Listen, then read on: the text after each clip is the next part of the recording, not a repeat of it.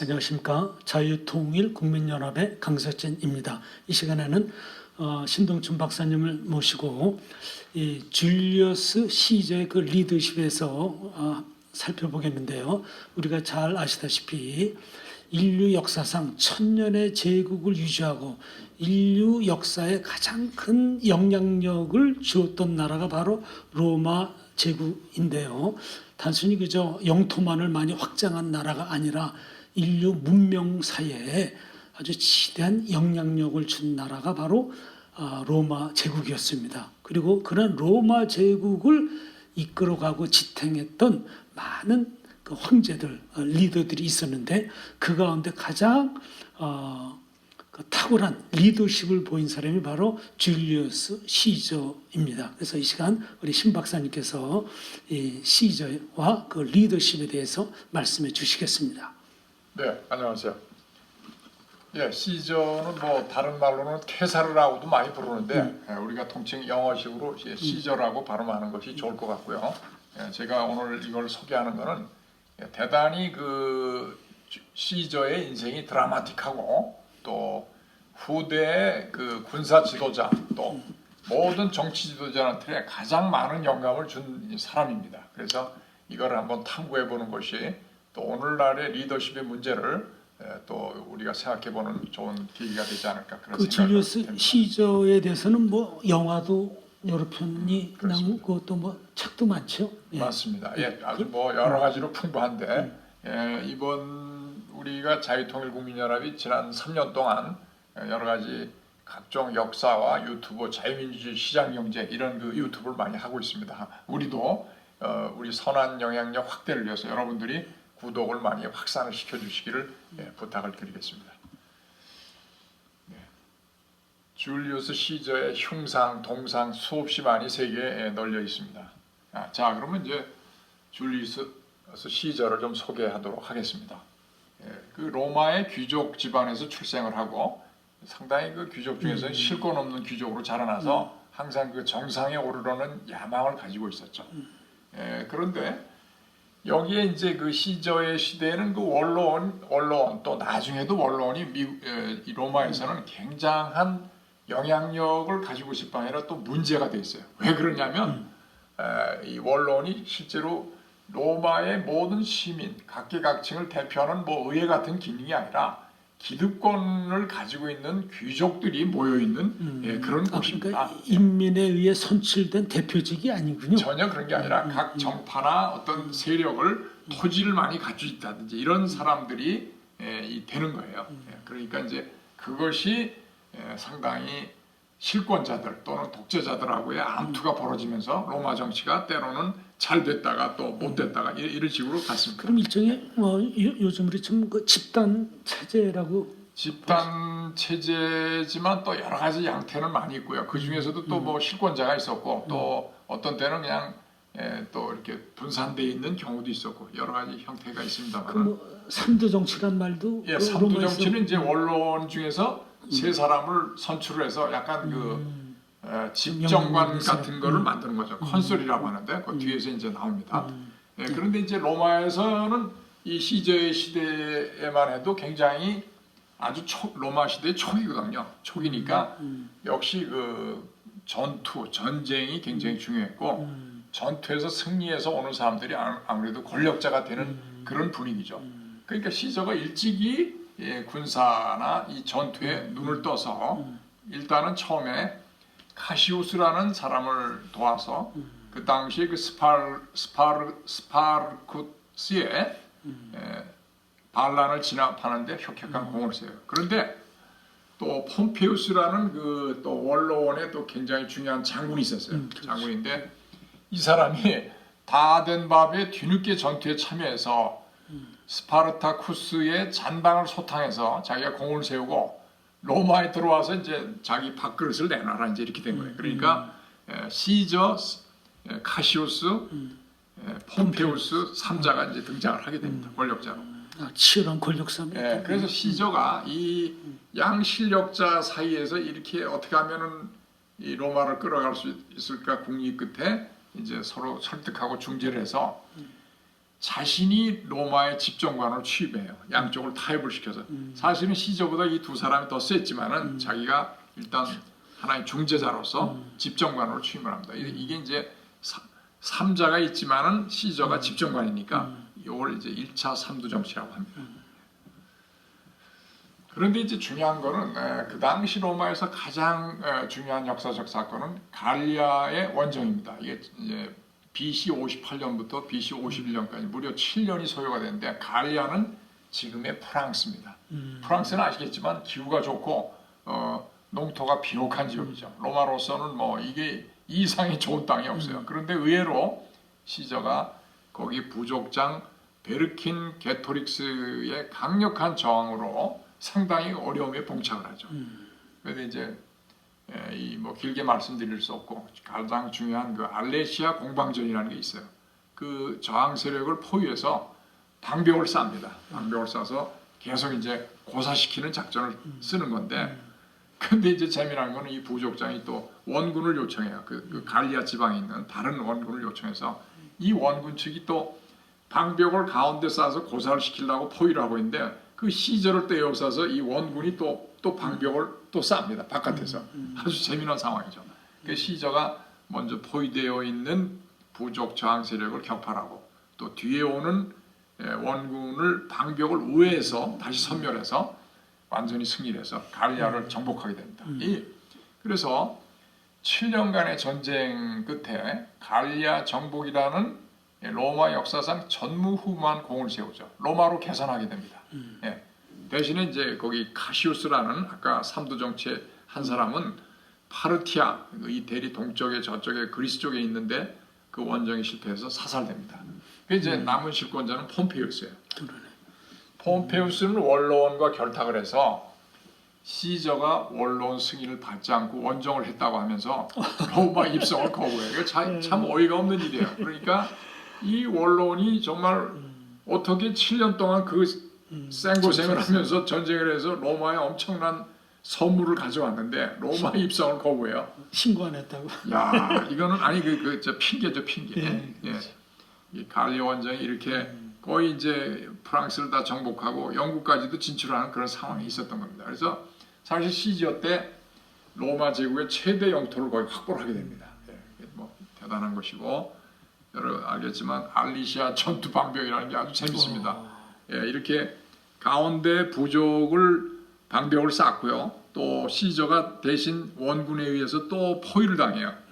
먼저 여기 안에 있는 이쪽의 부족병을 격파를 하고 다시 우회를 해서 바깥에 돌아서 이 바깥에 우회에 싸고 있는 그 원군을 격파를 하게 돼서 승리를 하는데 이게 뭐 굉장히 기상천외한 정말 전법이라는 것입니다.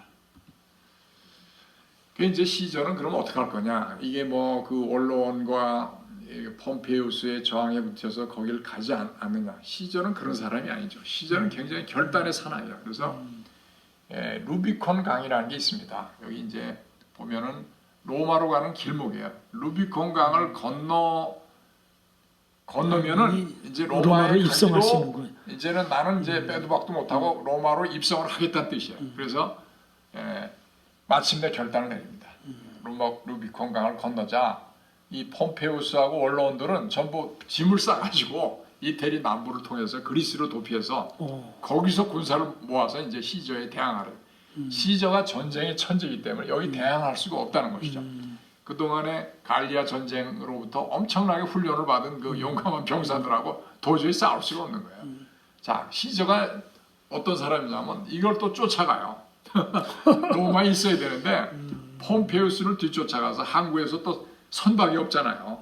갈리아에서 오랫동안 선박을 거기서 만듭니다. 몇 달 동안 만들어서 우선 그게 선박이 충분치 않으니까 자기 병력의 반만 가지고 그리스에 갑니다. 그리스에 가 있는데 또 이제 나머지 병력도 선박을 뒤늦게 건조해서 또 옵니다. 참 이게 우리가 생각해도 대단한 일 아니겠습니까? 자, 그리스에서 결국은 시저 군대하고 폼페이우스 군대가 격돌을 했지만은 그러니까 시저는 폼페이우스를 제거해야만이 자기가 그럼요.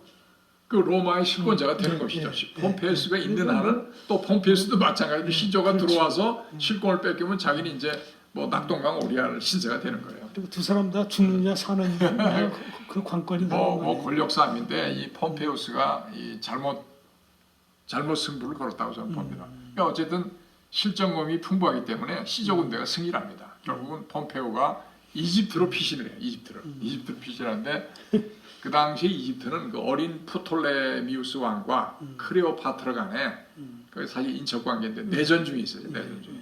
그 이제 폼페우스가 거기 가니까 어린 왕이 폼페우스에게 지원을 요청합니다.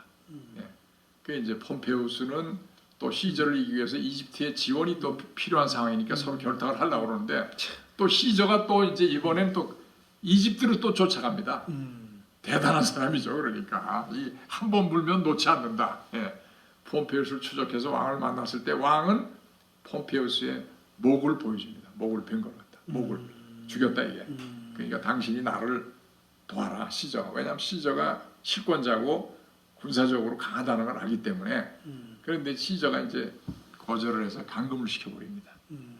네, 그래서 여기 이제 루비콘 강을 건너다. 루비콘이 로마가 있는데 바로 임박해서 있잖아요. 루비콘 강을 건너다는 결단을 내리다. 이제는 돌아오지 못할 것을 이미 결정을 했다는 뜻입니다. 루비콘 강을 건너다. 수없이 이제 우리 인구에 해자되는 말이죠. 예. 자, 근데 이제 재밌어요. 이 크레오파트라는 여자가 참 재미난 여자예요. 크레오파트라가 결론적으로 시저에게도 접근해서 결국은 애를 하나 낳고 나중에 또 시저의 부장인 안토니우스하고 또 결혼합니다. 그러니까 크레오파트라는 자기가 생존하기 위해서 할 수 있는 모든 것을 한다고 봐야죠. 뭐 꼭 나쁘다고 볼 수도 없고 권력의 세계와 나라가 살기 위해서 그렇다고 이해를 하고 있습니다. 시저에 접근해서 양측이 사실상 이제 동맹을 맺고 그래서 시저가 이 이집트에서 1년 동안 살아요. 동맹을 맺고 그 어린 왕을 제거하고 크레오파트라가 하고 시저가 사실상 이집트를 지배하고 둘 사이에서 아들 케사리온을 낳습니다.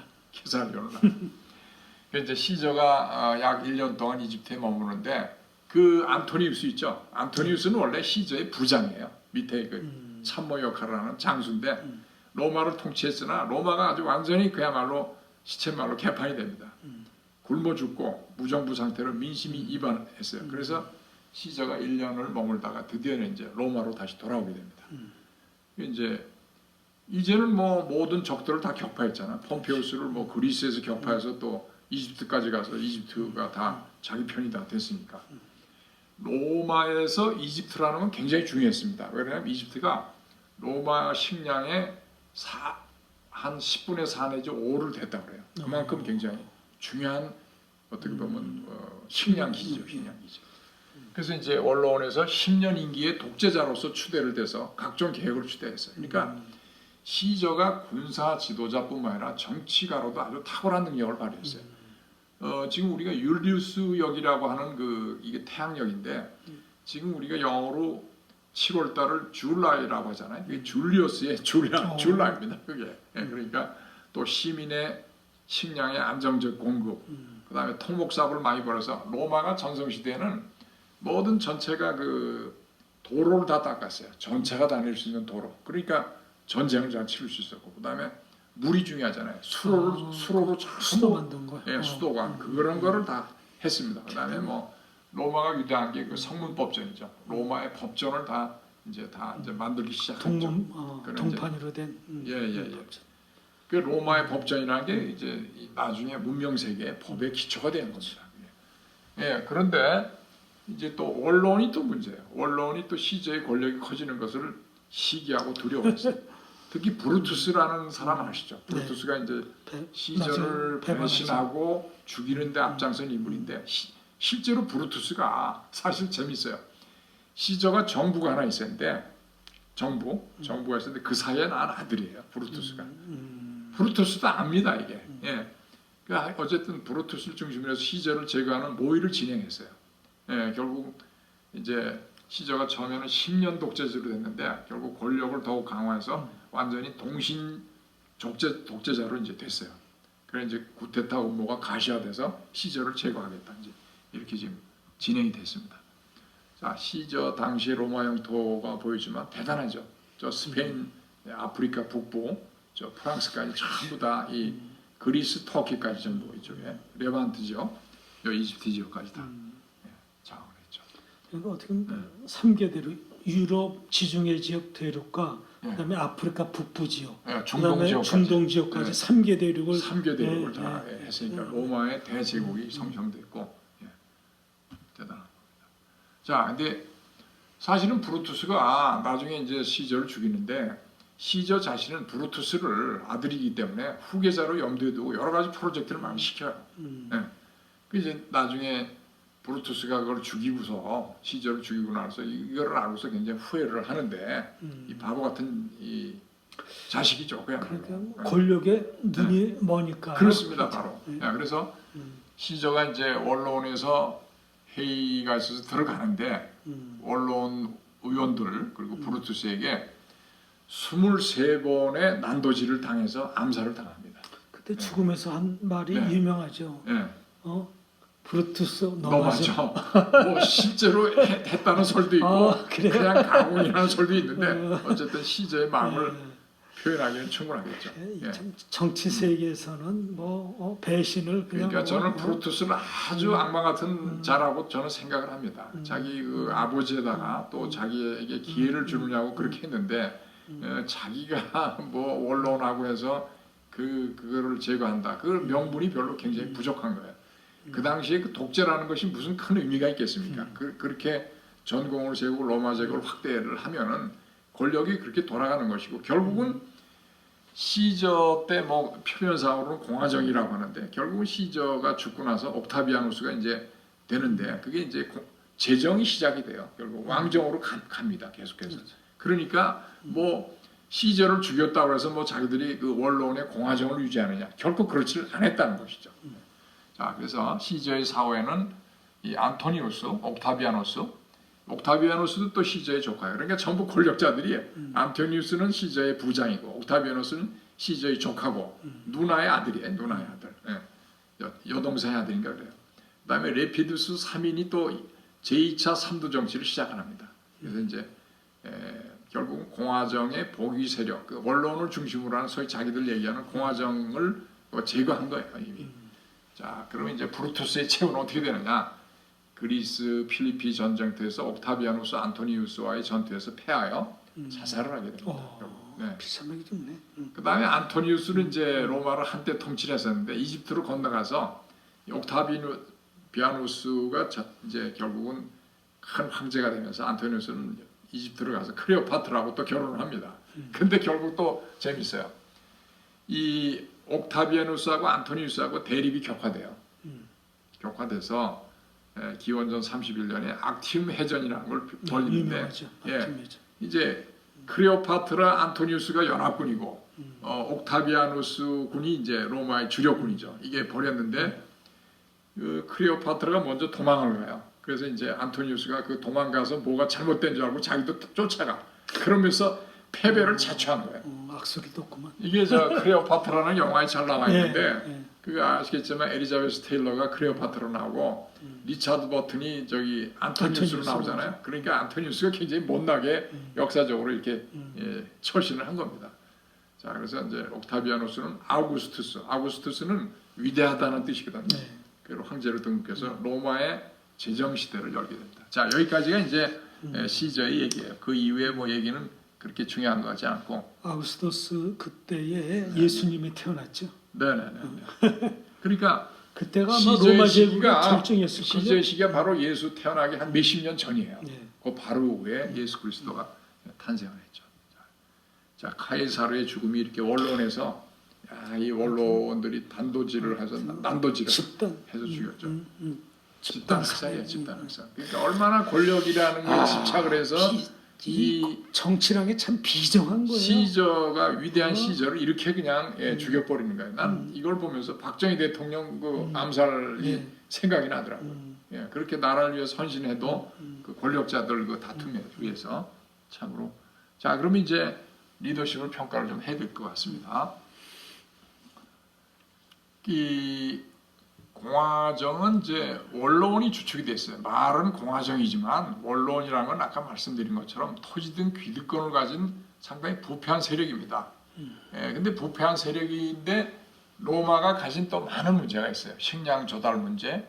로마가 이제 어떻게 이제 계속 팽창을 이렇게 관리를 해야 되는데 이게 이 원로원이 별로 해결 능력을 보여주지 못했어요. 싸움박질을 하고 불의기나 걸지. 그래서 시저 같은 영웅이 출연해서 독재자가 돼서 자기들의 권력 기반을 약화시키는 데 대해서 반대를 한 거죠. 그러니까 브루투스는 말로는 로마의 공화정을 지킨다는 명분으로 시저 제거에 앞장섰지만은 이것은 그닥 자기의 정치적 야망이 더 크게 작용을 했다. 이렇게. 그러니까 그 어느 독재자에 의해서 그 통치가 그 나라의 안정과 번영에 기여한 그런 독재자가 있고, 네. 예? 또 잘못된 독재자는 예? 그 나라를 갖다 또 패망시키는 또 원인 제공을 하는 그런 또 통치자도 그렇죠. 있고 좋은 그러네요. 독재자도 있고 분명히 나쁜 독재자도 있는데 저는 그렇게 구별합니다. 좋은 독재자로는 나라를 생각하고 자신보다는 많은 사람들을 더 생각을 해서 헌신과 봉사를 주로 하는 사람이 좋은 독재자고 나쁜 독재자는 개인의 어떤 영화, 개인의 권력을 그 자체를 향수를 시키고 많은 사람들을 반대하는 사람들을 희생시키는 것. 그게 아주 악마적인 독재자죠. 그럼 뭐 지금 북한, 뭐 중국 다 그와 비슷하다고 보겠습니다. 그 제가 보기에는 그 시저가 뭐 그 갈리아 정복도 하고 로마 제국을 엄청나게 키우고 모든 것을 다 평정을 하고 개혁 정치를 했는데 이런 시저를 그 암살로 제거했다는 것은 로마로서는 저는 큰 손실이라고 생각이 됩니다.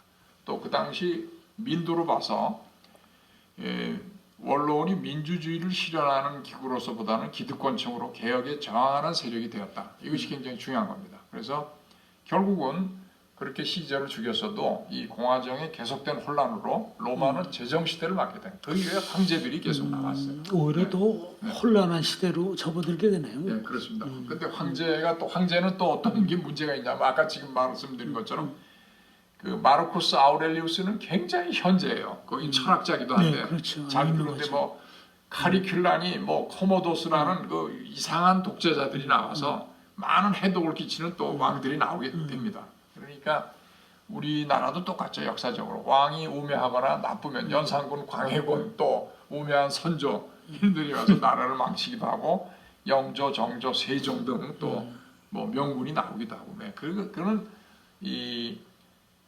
군주의 시대라는 건 군주가 잘날 수도 있고 못할 수도 있다. 그것 때문에 나라가 흔들흔들한다. 이거는 명백한 사실입니다. 예.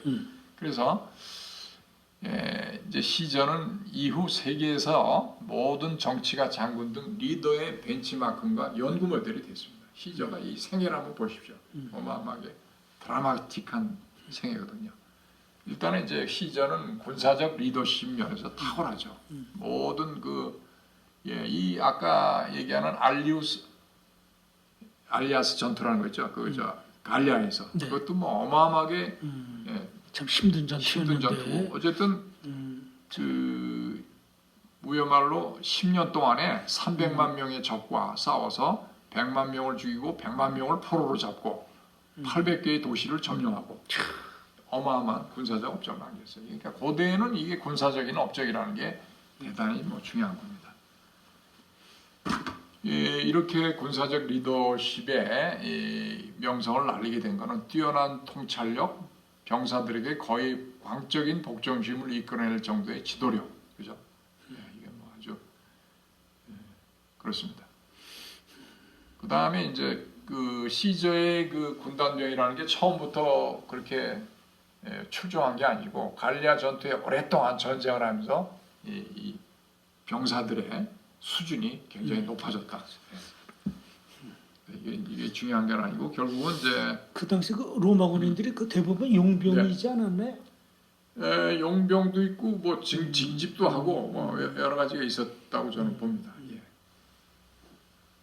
그 다음에 이제 그 폼페우스하고도 그리스에서 싸울 때 엄청나게 뛰어난 전략을 써서 또 이겼다 하는 것도 있고. 자, 그래서 결국 이제 마지막 정치적 리더십을 보겠습니다. 시저는 시대의 이름을 읽어내고 민중의 마음을 사로잡는데 그야말로 동서고금을 동틀어서 아주 가장 출중한 그 정치가였다라고 평가가 됩니다. 그 당시에 광활한 로마 영토를 볼 때 당시에 포로 로마라는 그 포럼이죠. 그 모여서 얘기하는데 네. 거기서 정치를 논하는 식의 공화정은 한계가 분명한 것이죠. 그게 귀족들이 기득권들이 모여서 뭐를 로마를 얼마나 이끌어갈 수 있겠어요. 결국은 이제 시저가 암살당했지만 결국 황제가 탄생할 점을 보면은 그걸 알 수 있는 것이죠.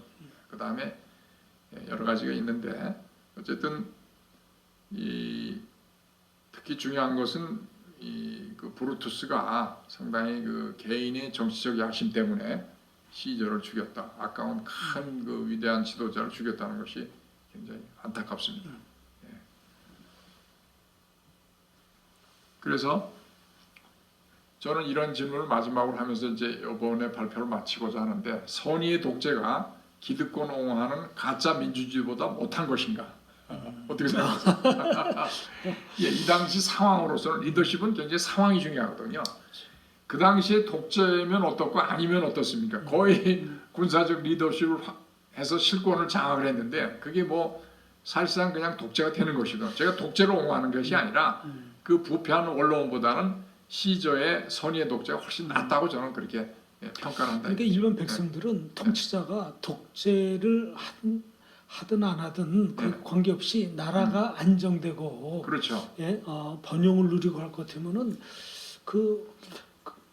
뭐 독재라고 하더라도 국민적 합의하에 이루어지는 거니까 그건 뭐 그게 그렇게 문제되지 않을 자, 거라고 시저가 생각해요.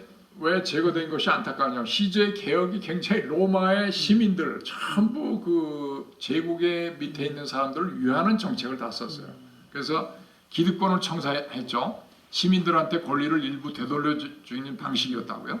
시저가 시행한 개혁들이 전부 빈민 해방 노예를 해방시키고 그 노예 중에서 뭐 검투사들 해방도 시켜주고 그랬죠.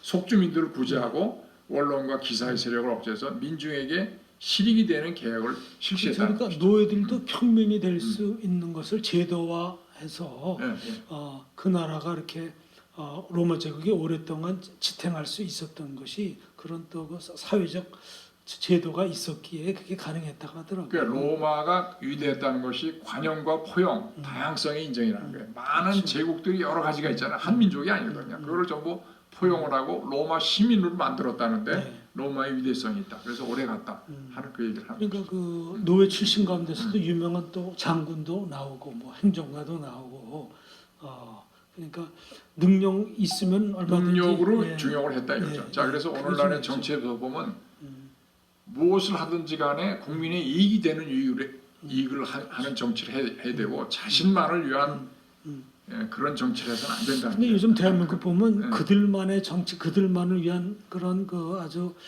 협착된 그런 정치를 보면서 참 대한민국이 앞으로 앞날이 참 걱정이 되기도 합니다. 시저가 독재라는 걸로 해서 암살당한 것에 대해서 제가 안타까움을 토로하면서 참 훌륭한 정치가 나오기를 저는 고대를 하는 마음에서 오늘 말씀을 드렸습니다. 자, 마치겠습니다. 감사합니다.